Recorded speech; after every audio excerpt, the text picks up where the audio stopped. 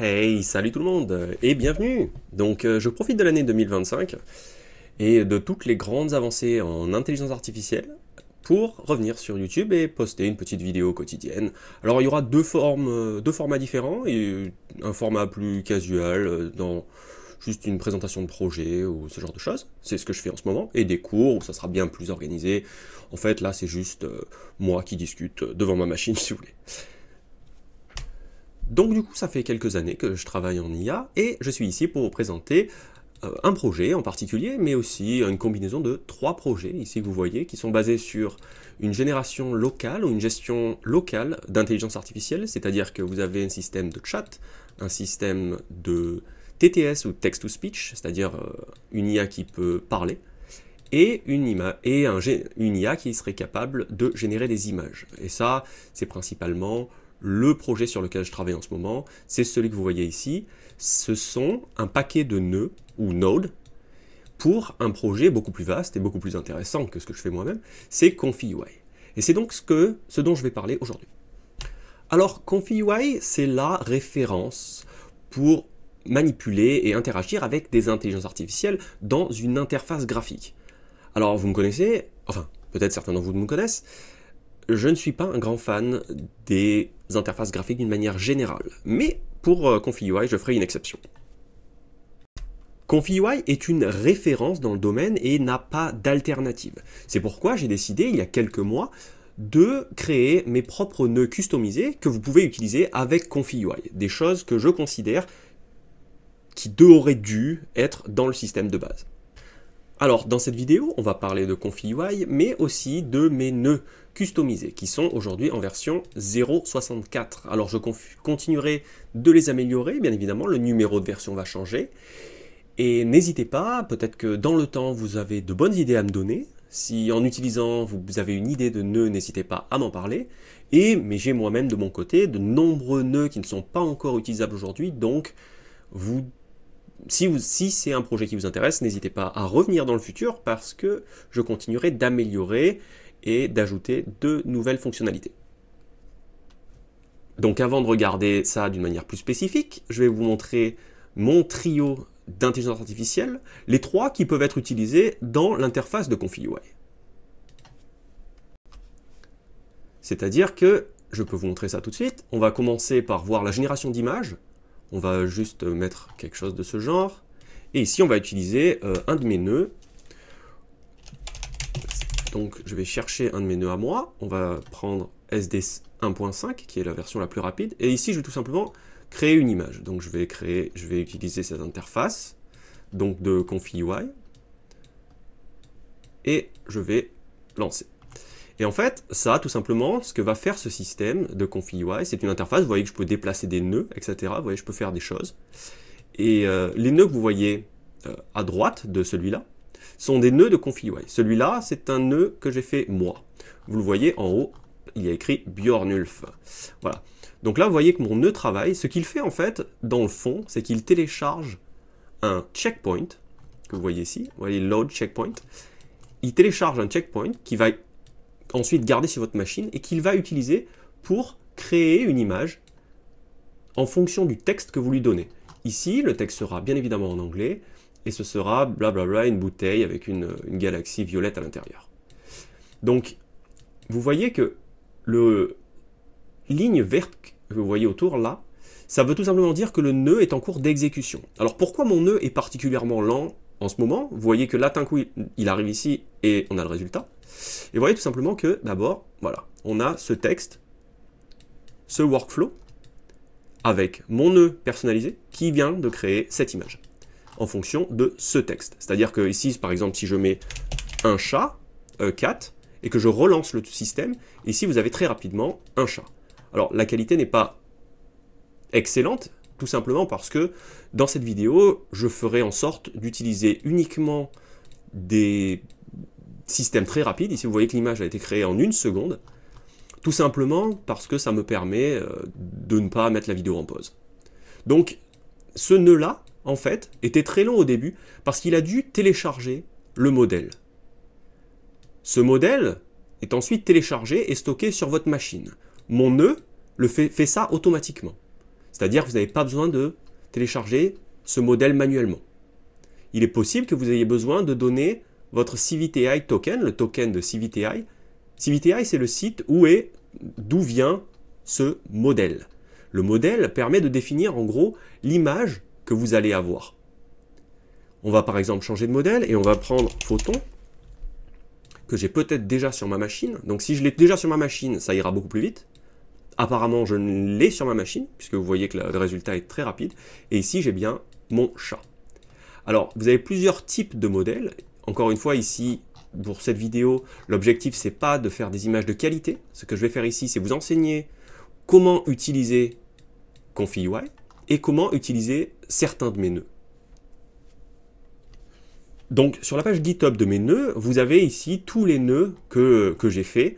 Et vous voyez qu'il y en a énormément. Alors cette vidéo, c'est pas vraiment, je vais pas vous enseigner comment fonctionnent mes nœuds et ce que vous pouvez faire avec, parce que ça prendrait beaucoup de temps. Mais ici, on va s'intéresser à ConfiUI et comment l'utiliser. Donc, pour revenir sur ce que je disais tout à l'heure, on va s'intéresser vite fait à mon trio d'intelligence artificielle. On va donc retourner sur ConfiUI, et ici, on a donc ça, c'est pour générer une image. Ensuite, j'avais préparé un truc vite fait. Voilà, ça par exemple. Ça, c'est un de mes nœuds, bien évidemment. Pour l'instant, j'en ai une centaine. J'en ai 110 apparemment. Mais je vais en rajouter. Ça, c'est un système de audio. Donc, c'est-à-dire que je vais pouvoir taper un texte et il va tout simplement me le lire. Alors, on peut essayer ça tout de suite. Je vais dire bonjour, comment tu vas? Pardon, je vais y arriver. Et on va laisser la langue en français et on va lancer ce truc. Donc là, encore une fois, bonjour, comment tu vas? Pardon. Donc je vais relancer. Je vais faire ça pour faire une nouvelle version. Et puis, bon, ça peu importe. Je relance. Bonjour, comment tu vas? Voilà. Là, vous voyez que quand je parle pas en même temps, c'est mieux. Et donc, ce fichier audio, qui maintenant existe sur ma machine, a été créé en 3,3 secondes. Donc, encore une fois, c'est quelque chose de très rapide. Alors, ici, vous avez plusieurs langues. Je ne vous montrerai pas les fichiers audio, parce que c'est un système qui est basé sur des échantillons de fichiers audio, c'est-à-dire que vous pouvez vous enregistrer vous-même ou prendre un enregistrement quelconque et ensuite copier cette voix. C'est-à-dire que les voix dans ce système sont infinies. Donc, c'est-à-dire que vous pouvez très bien faire un enregistrement de vous-même et ensuite copier votre voix sur n'importe quel texte, si vous voulez. Donc, ces voix ne sont pas nécessairement libres de droit, etc. C'est-à-dire que je ne partagerai pas certaines des voix que j'utilise pour des raisons personnelles, je ne les distribuerai pas. Donc ça sera de votre côté à trouver les voix qui vous intéressent pour les utiliser. Mais les voix anglaises, par exemple ici vous voyez que je sélectionne English, peuvent très bien aussi parler français. Et c'est assez amusant parce qu'ils vont parler avec un accent. Bonjour, comment tu vas? Voilà, en fait ils vont essayer de parler français. Bien évidemment ils vont prononcer vas au lieu de va. Voilà. Vous avez donc un exemple de potentiellement infini de texte qui est transformé en fichier audio en utilisant une IA. Donc pour utiliser ce système, c'est encore une fois un de mes projets qui est celui-là. Donc vous pouvez y jeter un coup d'œil, encore une fois. Je mettrai les liens de tout ça dans ma page, dans la vidéo. Et ça, c'est donc la version que j'utilise en ce moment. Bien évidemment, je continuerai de l'améliorer en fonction de la situation et tout ça. Ce que vous voyez dans ConfiUI est en fait uniquement le front-end, c'est-à-dire que le back-end est ce code-là. Voilà. Un autre front-end de ConfiUI que j'ai fait, c'est ça. C'est une connexion avec Ollama. Ollama, c'est donc un système qui permet de communiquer avec des LLM, des Large Language Models, ou des grands modèles de langage, qui donc permettent tout simplement de communiquer ou de parler. Et là, bien sûr, ça se passera en local, c'est-à-dire que rien ne quitte ma machine dans cet endroit-là. Donc si vous avez les configurations de mon serveur, qui est situé à cette adresse IP, et je vais tout simplement lui parler. Et je vais tout simplement lui dire bonjour. Bonjour, d'ailleurs je ne sais pas quoi lui dire, j'ai pas l'inspiration. Je dis bonjour, et ici vous voyez que le nœud répond bonjour, comment puis-je vous aider aujourd'hui? Donc ce n'est pas une interface de chat en soi, c'est-à-dire que vous pouvez utiliser ce nœud-là, et vous voyez qu'il vous répond en 1 seconde 8, et ça communiquera avec le back-end qui est Ollama. Pour installer Ollama, tout dépend bien évidemment de la machine sur laquelle vous êtes. Installer Ollama, c'est pas très difficile en tout cas. Si vous voulez un système de chat qui est véridique et qui reste en local, vous pouvez utiliser mon troisième projet que vous voyez ici, qui est un fork de LobChat. Alors LobChat, c'est un projet plus grand, mais j'ai fait un fork pour y intégrer différentes possibilités, notamment la possibilité de lire le texte, vous voyez la possibilité de changer différents éléments, etc. Donc vous pouvez suivre ces trois projets que je mettrai à jour régulièrement. Et bien évidemment, si vous avez des idées, si vous avez des critiques, si vous avez des problèmes, n'hésitez pas dans ces trois projets de me les dire pour faire avancer un peu le schmilblick, quoi, que ça puisse devenir de mieux en mieux jusqu'à être parfait. Donc j'ai déjà fait un cours sur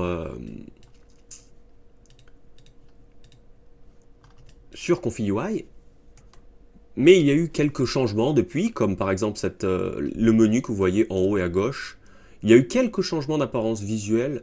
Donc la vidéo que vous allez voir ensuite, que vous pouvez voir sur ConfigUI, utilise l'ancienne interface graphique. Mais en soi, tout ce que vous voyez ici, tout ce que vous voyez, les nœuds, les connexions, tout est exactement pareil, de ce point de vue-là en tout cas.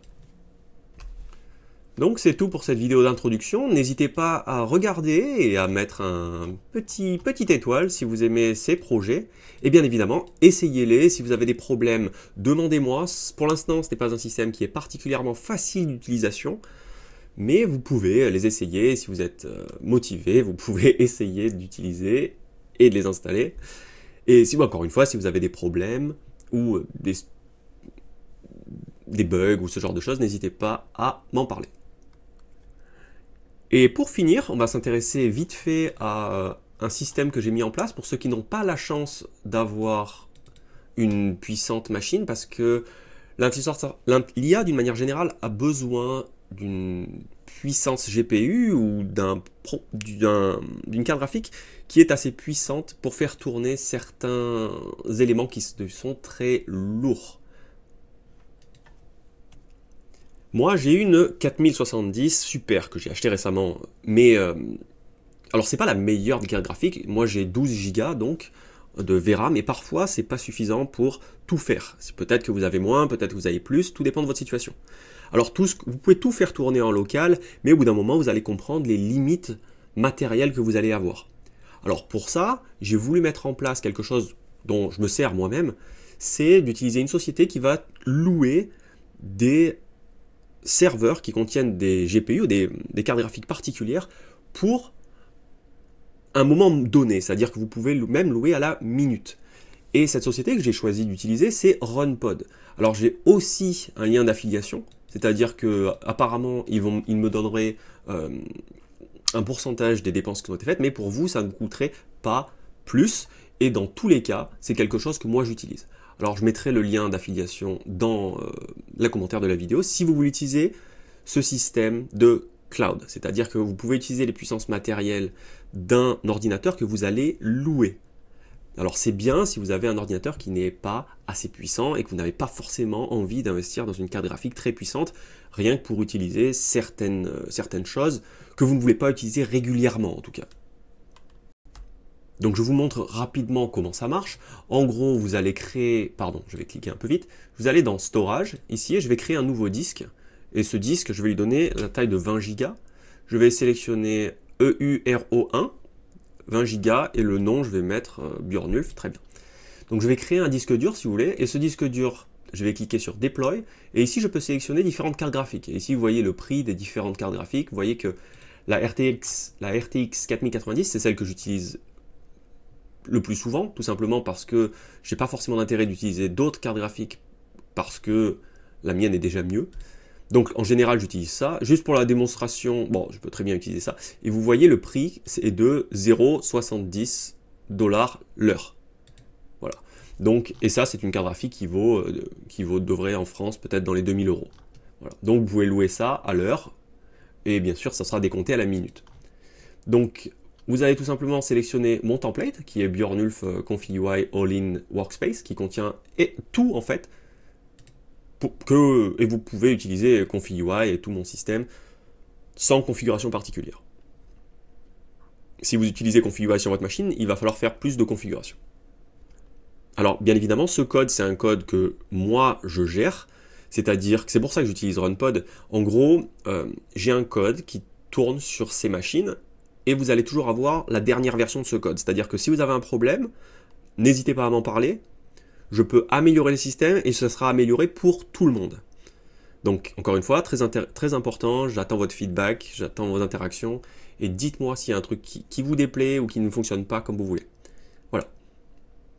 Donc une fois que j'ai sélectionné donc mon disque dur déployé, je choisis ce que je veux. Ici, je veux une RTX 4090 et je mets ça à la demande. Et ici, vous voyez mon volume qui est là, Network Volume, et je mets déployer. Alors, bien évidemment, la mise en place de cette machine va prendre quelques minutes. C'est pas quelque chose de instantané. Alors, j'ai vraiment optimisé au maximum pour que la mise en place de cette machine soit la plus rapide possible. Donc, je trouve que c'est assez raisonnable. Ça devrait prendre la machine devrait être opérationnelle dans les 2 minutes, ce qui est plutôt bien, je pense. C'est-à-dire que là, vous commencez déjà à payer, si vous voulez, à la minute. Mais l'objectif, donc, c'est que la mise en place soit le plus rapide possible. Donc ici, vous voyez ce qui se passe. Vous avez les logs. Tant que le bouton Connect, vous voyez, je ne peux pas cliquer sur le bouton Connect là. Tant que le bouton Connect n'est pas disponible, ça veut dire que la machine n'est pas prête, tout simplement. Donc tant que cette machine n'est pas prête, je ne peux pas cliquer sur le bouton Connect, donc je dois attendre. Donc on va patiemment attendre que le système s'initialise, si vous voulez. Là, le premier lancement va toujours être un tout petit peu plus long, parce qu'en fait, ce que va faire le système, c'est le disque que j'ai créé tout à l'heure de 20 Go, c'est une taille arbitraire. Hein. Ce disque de 20 Go va stocker les informations et tout ce qui concerne ConfigUI. C'est-à-dire qu'une fois que cette machine virtuelle sera éteinte, vous allez quand même garder le disque dur. Le disque dur va stocker les informations de ConfigUI, les images que vous avez générées, le texte que vous avez généré, etc. Donc, on a séparément une machine virtuelle et un disque, un network volume. Voilà. Donc, au premier lancement, le système va devoir installer certaines choses et télécharger, entre autres, ConfigUI lui-même, mais aussi, vous voyez comme maintenant, il va tout simplement récupérer mes nœuds sur GitHub et préparer l'installation de plusieurs nœuds que moi je considère comme indispensables. Donc il va falloir attendre un tout petit peu pour que tout s'installe. Mais encore une fois, voilà. Donc le prochain lancement, le deuxième lancement, sera plus rapide. Donc ici vous avez votre machine virtuelle, et ici vous voyez l'utilisation du GPU et le VRAM du GPU ou la mémoire du GPU qui est utilisée. GPU, c'est donc la carte graphique. Hein. Donc ici vous avez le volume et ici la taille du volume. Ici vous voyez qu'il y a très peu d'utilisation de volume, je suis à 4%, ce qui est normal puisque pour l'instant je n'ai rien fait et je n'ai pas téléchargé non plus de modèle. L'exemple que je vous ai montré tout à l'heure n'était avec ces modèles qui ont été téléchargés, c'était sur ma machine. Ça c'est ma machine qui tourne en ce moment, c'est mon ordinateur. Ça, c'est ma machine à distance. Voilà. Et on va cliquer sur Connect. Et ici, on a plusieurs services qui tournent sur le port 3000, 8020, 8888 et 11434. Alors, chacun a une raison d'exister. Le seul qui est disponible pour l'instant, c'est 8888. C'est Jupyter Lab, c'est-à-dire que c'est un système d'une interface, si vous voulez, pour interagir avec la machine qu'on a créée. Donc vous avez ici, comme un ordinateur normal, des dossiers avec des différents chemins. Ici, vous avez le répertoire output de ConfigUI où il y a toutes les images qui ont été générées. Ici, il n'y en a aucune. Donc, pour l'instant, il n'y a que ça disponible. ConfigUI lui-même tourne sur le port 3000. Et j'ai décidé de faire en sorte qu'il ne se lance pas automatiquement. C'est-à-dire que vous allez devoir le lancer manuellement. Donc, ici, vous avez un terminal que vous pouvez ouvrir. On va commencer par faire ça. On va cliquer sur Start. Et ensuite, on va pouvoir ouvrir un nouveau terminal en cliquant ici.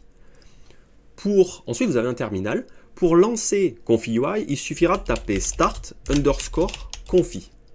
Et ensuite, je fais Entrer. Et ici, vous voyez qu'il va commencer par faire quelques analyses, blablabla. Et au moment où il nous donne, ici, vous voyez qu'il nous donne la carte graphique que j'ai en ce moment, c'est-à-dire une 4090. On va attendre un tout petit peu, c'est encore une fois un tout petit peu plus long la première fois, parce qu'il va devoir installer quelques dépendances, quelques trucs, et là on a tout simplement le système est opérationnel, et il nous dit le lien c'est ça. Mais sur RunPod, c'est pas du tout ça. C'est pour ça qu'il va falloir revenir ici, et ici vous voyez que le port 3000 est disponible. Donc on va pouvoir cliquer ici, et une nouvelle fenêtre va s'ouvrir, et vous avez ici ConfigUI lui-même qui se lance. Voilà. Et ici, on va faire la même chose qu'on a fait tout à l'heure. On va tout simplement rajouter un checkpoint et on va essayer de prendre quelque chose d'un peu plus, peut-être un peu de meilleure qualité, c'est-à-dire qu'on va prendre un modèle SDXL. On va connecter tout ça rapidement, juste histoire de générer, au moins de lancer le téléchargement. Et on va prendre, peu importe, on va essayer avec ça. Et ici, vous voyez qu'il me dit que ça n'est pas autorisé. Il va falloir que je donne le token de CiviTI. Il refuse de me télécharger un fichier qui est aussi grand sans que je m'identifie. C'est-à-dire qu'il va falloir que je mette le token qui correspond à mon utilisateur de CiviTI. Donc, je vais rajouter ça discrètement et je reviens. Donc là, j'ai un de mes nœuds qui contient mon token que je vais envoyer directement à CiviTI Token. Ici, vous le voyez, je ne vous montre pas. Et je lance ça, et vous voyez que cette fois-ci, le téléchargement se passe correctement. Alors, vous pouvez cliquer ici pour avoir les informations du terminal. Ici, vous voyez le téléchargement est à 3%. Vous voyez qu'il va falloir réouvrir à chaque fois. Si vous voulez suivre ce qui se passe dans l'interface graphique, un des intérêts d'utiliser les terminaux et de lancer ConfigUI avec, comme je vous ai montré tout à l'heure, start_confi, c'est de pouvoir suivre dans ce terminal ce qui se passe. Ici, vous voyez que je l'ai lancé avec start_confi. Ici, vous voyez toutes les informations, les détails, blablabla. Et ici, vous voyez des informations très claires sur ce qui se passe en ce moment. Il est en train de télécharger avec mon token, que vous voyez ici en clair, que je masquerai bien évidemment. Vous avez le progrès, la barre de progression. Donc on va attendre patiemment que ça se termine. Bien évidemment, certains modèles, certains checkpoints sont très grands.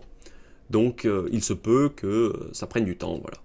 Donc si vous avez vraiment beaucoup de checkpoints à télécharger, n'hésitez pas par exemple à passer d'une machine à une autre. C'est-à-dire vous pouvez louer un serveur pas cher, c'est-à-dire avec une carte graphique qui n'est pas particulièrement puissante, pour faire vos configurations, pour faire vos tests, etc. Pour l'instant, je viens de louer une 4090, mais je ne l'utilise pas.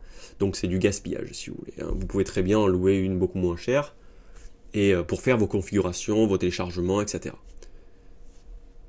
Alors nous, on va attendre patiemment que ça se termine. Du coup, on va pouvoir... Ici, alors j'ai pris un modèle complètement par hasard. Là, vous avez une grande liste que vous pouvez utiliser. Là, j'ai pris le par hasard, c'est le premier de ma liste de checkpoints, en fait. Donc, du coup, bah, vous pouvez voir mon truc, du coup, c'est pas un problème, vu qu'il est apparu sur le truc d'avant. Mais je le changerai, de toute façon. Donc, on va voir où ça en est.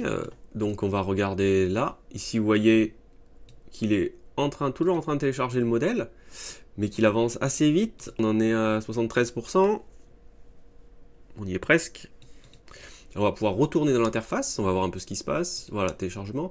Et une fois que le modèle est téléchargé, il faudra aussi qu'il se place en mémoire. C'est pour ça que ça n'est pas forcément instantané. C'est-à-dire que le modèle, une fois qu'il sera chargé en mémoire, sera gardé en mémoire pendant un moment. C'est-à-dire que la première fois que vous allez lancer un modèle, ou la première fois que vous allez générer une image avec un modèle, ça prendra un tout petit moment, le temps que ce modèle se charge en mémoire.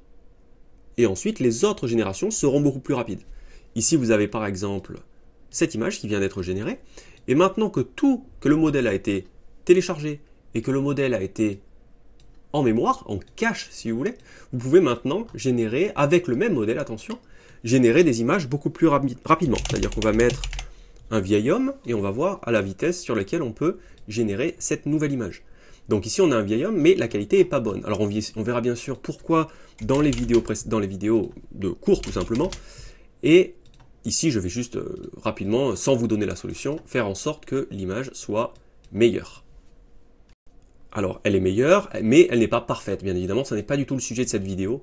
C'est uniquement pour vous montrer la possibilité de faire tourner ce genre de choses dans le cloud, c'est-à-dire dans une machine que vous n'avez pas chez vous.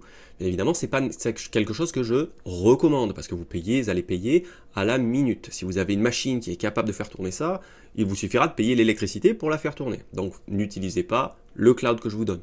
Sauf si pour des raisons de confort, évidemment. Mais si vous n'avez pas le choix et que vous voulez quand même utiliser certaines IA, vous pouvez, il est important de savoir que vous pouvez louer ça à la minute. Personnellement, moi je loue des 4090, dans le futur je louerai des 5090. Il y a d'autres modèles qui ne sont pas forcément utiles. Par exemple, si vous allez dans ces différents systèmes, vous avez d'autres types de cartes graphiques. Vous voyez qu'elles ne sont pas forcément toutes disponibles dans la zone où j'ai mis mon disque dur. Ici, vous voyez qu'il y en a qui sont rouges, qui ne sont pas disponibles. Et tout simplement, c'est la zone que j'ai sélectionnée, EUR RO1. Et en gros, moi, je m'en sers tout simplement parce qu'il y a la 4090 qui est disponible régulièrement. Voilà. Il y en a d'autres, vous voyez que des cartes graphiques qui coûtent 3 $ l'heure, mais bien évidemment, pour ConfigUI, ça n'a absolument aucun intérêt. Une 4090 fait tourner absolument tout, en tout cas aujourd'hui, fait tourner absolument tout. Voilà. Et moi, si vous voulez, j'ai 12 Go sur ma machine. J'ai donc une RTX 4070 Super. Donc il y a bien évidemment des choses qui ne tournent pas sur ma 12 Go, mais qui tournent très bien sur une 4090. Donc même si vous avez une excellente machine, vous avez peut-être besoin d'utiliser RunPod. C'est mon cas aujourd'hui. Par contre, si vous avez une 4090 ou si vous achetez une 5090, bien évidemment, il n'y a pas forcément d'utilité à louer tout simplement des serveurs. Mais il est important de savoir que c'est une option et que si vous comptez travailler en intelligence artificielle ou tout du moins utiliser certaines IA, il est important de savoir que vous pouvez faire ça.